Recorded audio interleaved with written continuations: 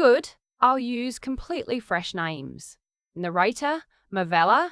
Daughter, Shanice. Son-in-law, Deshawn. Granddaughter, Imani, age 11.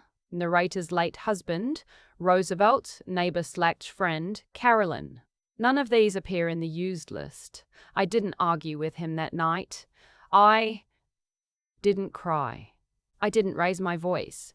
I just set my fork down very slowly on the edge of my plate, folded my hands in my lap, and looked at the man sitting at the head of my table. The table my husband Roosevelt bought at a furniture store on Maple Avenue 22 years ago, and I thought, you have no idea what I'm about to do. But I'm getting ahead of myself. That's what my friend Carolyn always says I do. She says, Marvella, you skip to the end before you tell the beginning, and then nobody understands why you're crying. She's right. She usually is. So let me start at the beginning. Roosevelt passed in the spring of 2019. Pancreatic cancer. Diagnosed in February. Gone by April. We had 31 years together, and I will tell you that 31 years sounds like a long time until someone tells you it's over, and then it sounds like absolutely nothing at all. He was a good man, a quiet man. He worked for the County Roads Department for 28 years, never missed a day unless he was in the hospital, and he made sure that when he left this earth, I would be taken care of. The house was paid off. He had a life insurance policy. He had a small pension that came to me as the surviving spouse. I wasn't rich, but I was stable. I was fine. For the first year, I was not fine at all, but that's a different story. My daughter Shanice was 34 when her father died. She lived about 40 minutes away in a rental house with her husband Deshawn and their daughter Imani, who was 8 at the time. Shanice came every Sunday for a while. She'd bring Imani, and the two of them would sit with me in the living room, and we'd watch old movies and eat whatever I cooked. Those Sundays kept me going. Imani would curl up against my side and fall asleep with her shoes still on, and I would look at her little face and think, Roosevelt, you would have loved seeing her like this. Deshawn didn't come on those Sundays very often. He had things to do. He was always busy with something, a project, a side hustle, a plan that was always just about to come together. He sold insurance for a while. Then he was in car detailing. Then something with cryptocurrency that I never fully understood. He was smart. I'll give him that. Charming when you wanted to be. The kind of man who could explain anything to you in a way that made you feel a little stupid for not already knowing it. I tolerated him because Shanice loved him and Imani adored him, and that was enough reason for me. Then the pandemic hit. Then the detailing business closed. Then their lease wasn't renewed because the landlord was selling the property. Shanice called me on a Thursday night in March of 2022. She said, Mama, I need to ask you something, and I need you to really think about it before you answer. I told her to go ahead. She said they needed a place to stay, just for a few months, just until Deshawn got back on his feet and they could save up enough for a deposit on a new place. She said Imani was doing so well in school, and she didn't want to disrupt her if they could avoid it. She said, You've got all that space, Mama. It's just you in that big house. She wasn't wrong about the space. Roosevelt and I had raised her in that house. There were 3 bedrooms. Mine, Shanice's old room, and the room we'd used as an office and a guest room. I had a finished basement that Roosevelt had put in himself. Spent 2 summers on it. It was more house than I needed alone. I said yes. Of course I said yes. She was my daughter. I want to be clear about something though. I said yes to a few months. I said yes with the understanding that this was temporary. I said yes because I believed in my heart that my daughter understood what that meant. I believed her when she said it. The first month was genuinely fine. Shanice cooked dinner twice a week and always cleaned up after. Imani did her homework at the kitchen table and showed me her math worksheets. Deshawn was polite, even helpful. He fixed the garbage disposal that had been giving me trouble, and I thought, okay, maybe this works. Maybe we can do this. By month 3, Deshawn had started treating the television remote like it was his. I'd come into the living room where I'd spent every evening of my adult life, and there he'd be, stretched across the couch, shoes off, watching something I had no interest in. He'd hand the remote over if I asked, but there was always a little pause before he did. just long enough to feel like a favor. By month 5, his mother started coming over on weekends. I want to be fair here. His mother, Miss Pritchett, was a perfectly decent woman. I had nothing against her personally, but she started coming over on Saturday mornings and then she'd stay through dinner, and then Deshawn's brother would show up with his girlfriend, and suddenly my Saturday was a family gathering I had not planned and had not been asked about. I mentioned it to Shanice once. I said gently, "Baby, I would appreciate being asked before people come over. This is still my home." Shanice looked uncomfortable. She said, "Mama, they're just family. Deshawn needs support right now." I let it go.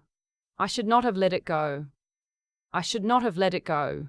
The money started around month 7. Deshawn came to me one evening while Shanice was giving Imani a bath.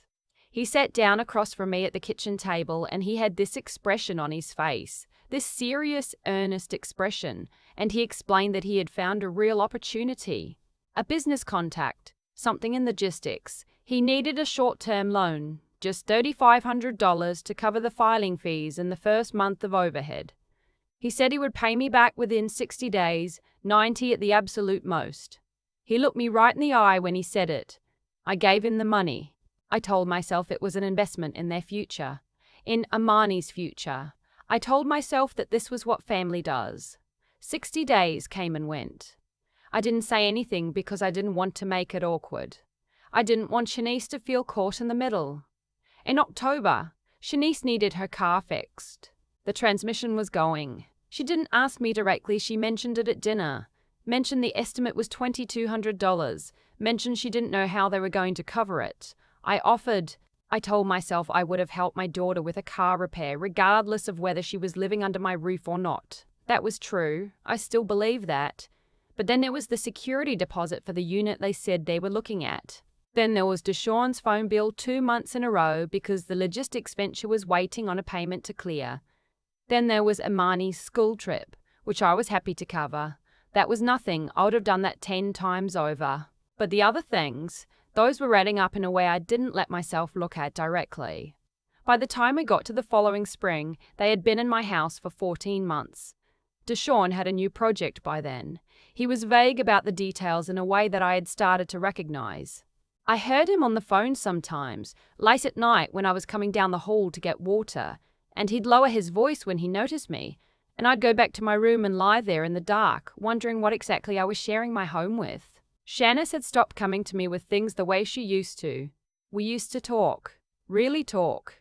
She used to call me just to tell me about her day, to ask my opinion about things, to laugh about something Imani said. By that spring, she'd become careful around me. Like she was managing me. Like I was a situation to be handled rather than her mother. The thing that broke me happened on a Sunday in April. I had invited my friend Carolyn for lunch.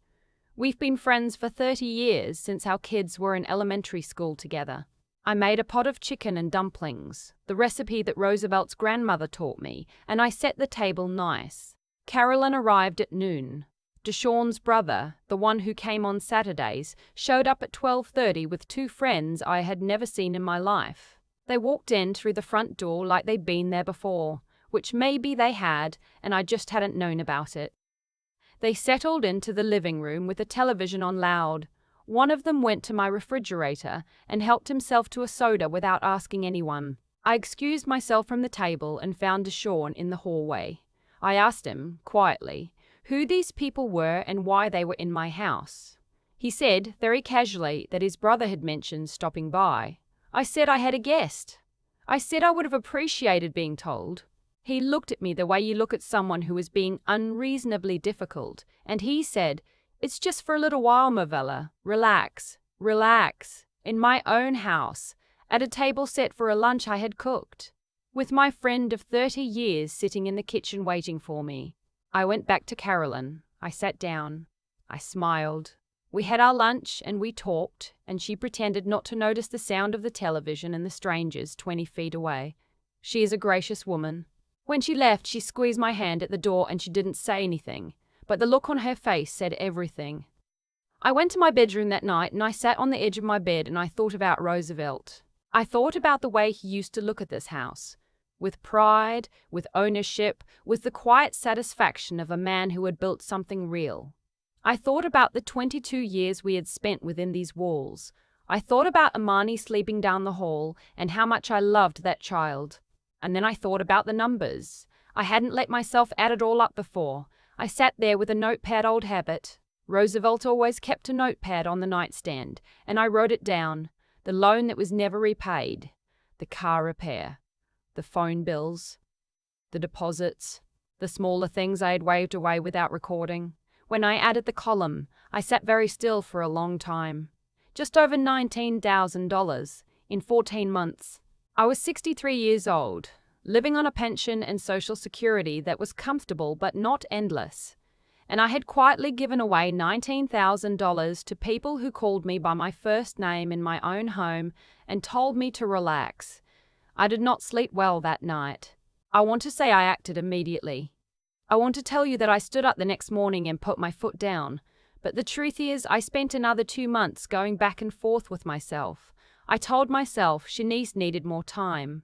I told myself Imani was settled in school and I couldn't disrupt her. I told myself things would change.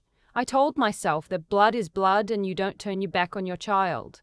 What finally moved me wasn't something dramatic. It wasn't a blow-up. It was a Tuesday night in late June and I had made dinner. Pot roast, enough for everyone. And I came to the table and Deshaun was already seated with his phone in his hand. And when I set the bread basket down, he didn't look up. He just reached past me and took a roll. Didn't say thank you. Didn't look at me. Imani said, "Thank you for cooking, Grandma." She was 11 years old. She looked right at me when she said it. And something settled in my chest. Not anger, exactly. Something quieter than anger. Something that felt like clarity. I called Carolyn the next morning. I told her what I was thinking. She listened to the whole thing without interrupting, which is unusual for Carolyn, and then she said, "Marvella, what took you so long?" I spent the next 3 weeks preparing. I did not do anything rash. I am not a rash woman. I spoke to a housing attorney who confirmed what I already suspected about my rights as a homeowner. I reviewed my finances carefully, and I looked at what I needed going forward and what I had given away. I drafted a letter, formal, clear, not emotional, that laid out a 30-day notice to vacate. I made 2 copies. I had Carolyn witness my signature. I chose a Saturday morning. Deshaun's family was not there that day, which was intentional. I asked Shanice and Deshaun to sit with me at the kitchen table. Imani was in the backyard. I put the letters on the table. I watched them read. I watched Deshaun's expression shift from confusion to disbelief to something that flickered toward anger. He started to speak. He said, "You can't be serious." And I held up one hand the way you hold up a hand to stop traffic, and I said, "I am." He said this was their home. I said no, it'd never be my home. It was my home, and I had been generous with it, and that generosity had reached its end.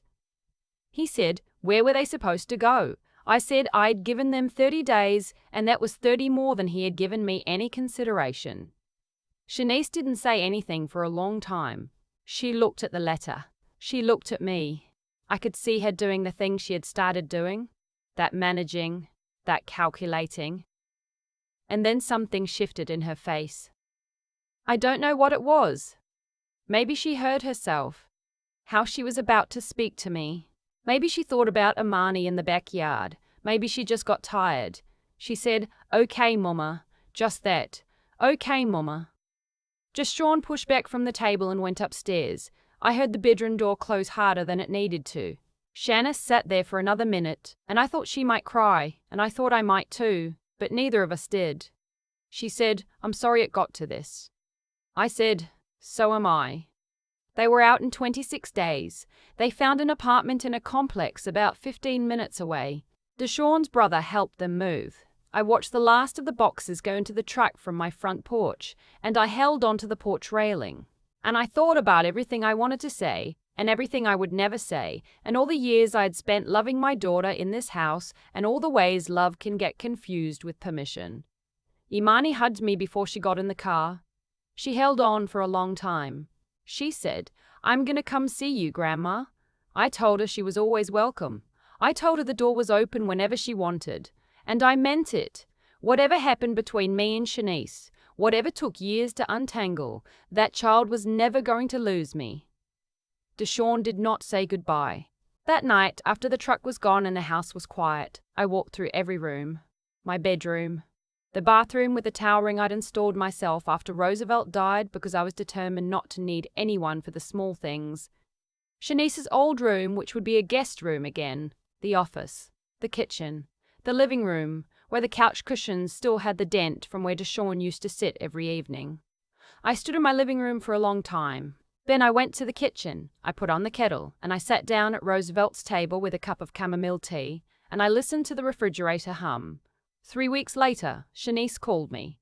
She called on a Sunday morning, the way she used to before everything got complicated. She asked if she could come over. I said yes. She came alone. We sat at the kitchen table and drank coffee, and she told me she had started looking for full-time work again. She told me that she and Deshawn were in counseling. She told me that she had not understood, until she was out of my house and living in her own space again, how much she had disappeared into his way of doing things. She said, "I think I forgot what it felt like to be your daughter. I didn't say I told you so. I didn't say you should have come to me sooner." I just poured her more coffee. We are finding our way back to each other, slowly and carefully, the way you find your way back from anywhere that took you a long time to leave. Imani comes over on Sundays now. She does her homework at the kitchen table, same as she used to when she was 8. She still falls asleep sometimes on the couch with her shoes on. Last Sunday, she looked up from her notebook and she said, out of nowhere, "Grandma, do you ever get lonely living alone?" I thought about it for a real moment. I thought about Roosevelt, and the hum of the refrigerator, and the sound of my own house. I said, "Baby, there's a difference between lonely and alone." She looked at me with that serious face she gets sometimes, too old for 11. She said, "What's the difference?" I said, "What's the difference?" I said, "Lonely is when you're with people who don't see you. Alone is when you've got yourself back." She wrote something in her notebook. I don't know if it was her homework or something else. I didn't ask. I just went back to my tea and let her think. This is my house. It always was. I just had to remind myself of that. And then I had to remind everybody else. I've thought a lot about what it means to let something go on too long. Not in a self-punishing way. I'm past that. But in an honest way, the way you sit with a thing when you finally have enough quiet to look at it clearly. And what I keep coming back to is this. Every time I stayed silent, I was making a choice. I told myself I wasn't. I told myself I was just being patient, being a mother, being the bigger person. But silence is still a choice. And choices have consequences whether you intend them to or not. Deshawn didn't become the man who told me to relax in my own kitchen overnight. That happened slowly, in small steps, and every step was made easier because I didn't push back on the one before it. The first time he reached past me without saying thank you, I let it go. The first time his family showed up uninvited, I let it go. The first time he took money and didn't mention paying it back, I let it go. I thought I was being gracious. What I was actually doing was teaching him what he could get away with. That's a hard thing to admit, but it's true. And Shanice, my daughter, my child, the person I raised in that house, she let it happen too. Not out of cruelty. I know that. She loves me. But love without clarity becomes something else over time. It becomes avoidance. It becomes management. She stopped seeing me as her mother and started seeing me as a complication. And I have to be honest with myself about the fact that I allowed that shift to happen slowly, quietly, without ever naming it out loud. What changed things wasn't the moment I handed over the letters. It was the moment, weeks before that, alone in my bedroom with a notepad, when I finally made myself look at the full picture. $19,000. 14 months. A refrigerator. I couldn't hear anymore because there were always other people's noise filling my house. That's when something shifted in me that I can only describe as intelligence finally winning over fear. Because that's what the waiting had been. Fear dressed up as patience. Fear of conflict. Fear of losing my daughter. Fear of being seen as difficult or cold or unloving. But here's what I know now. Real love has a spine. It has to. Love without boundaries isn't love. It's a slow erosion of everyone involved.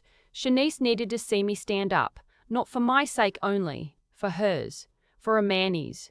A child watches everything. Imani watched me serve and absorb and stay quiet for over a year. And then she watched me hand over 2 pieces of paper and hold my ground with both hands. I don't know which lesson landed deeper. I hope it was the second one. I am not a woman who believes things happen for reasons outside my control. I believe we build the lives we're willing to build, and we suffer the ones we're willing to accept. I accepted too much for too long, and when I stopped accepting it, things changed. Not magically, not without pain. Shanice and I are still finding our way back to each other. That takes time and honesty and the willingness to sit across a kitchen table and say hard things gently. We're doing that now, slowly. It's real. Imani still comes on Sundays. She still falls asleep on my couch with her shoes on. That refrigerator hum. I can hear it again. I didn't realize how much I'd missed it until the night the house was finally quiet, and it came back, soft and steady, like it had been there waiting for me the whole time.